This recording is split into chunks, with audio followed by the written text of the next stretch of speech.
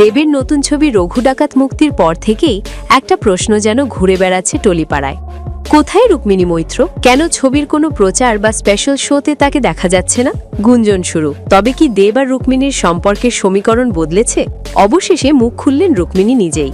সম্প্রতি এক কালীপুজোর উদ্বোধনে মাত্র একদিনের জন্য কলকাতায় এলেন রুক্মিণী।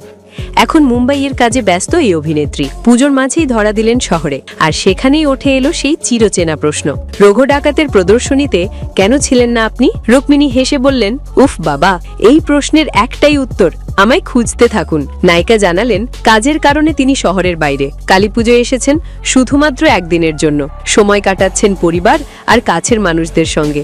ছিল ভাইজি আমাইরার জন্মদিনও। রুক্মিণীর কথাতেই স্পষ্ট, তিনি হয়তো প্রচারে ছিলেন না, তবে সম্পর্কের বিষয়ে এখনই কিছু ধরে নেওয়ার সময় নয়। একদিকে দেব এখনও ব্যস্ত রঘু ডাকাতের প্রচারে, অন্যদিকে রুক্মিণী মেতেছেন তার নতুন হিন্দি ছবি হাঁটি হাঁটি পাপায়ের প্রচারণায়। দুজনেই আলাদা আলাদা কাজে ব্যস্ত, তাই একসঙ্গে না দেখা যাওয়াটাই আপাতত স্বাভাবিক বলেই মনে করছেন অনেকে। সম্পর্কের সমীকরণে কি সত্যিই বদল এসেছে, নাকি এটা শুধুই পেশাদার ব্যস্ততা, সেটা সময়ই বলবে। তবে রুক্মিণী নিজে যখন বলছেন আমায় খুঁজতে থাকুন, তখন তো বলতেই হয় গল্পের আসল মোড় এখনো বাকি।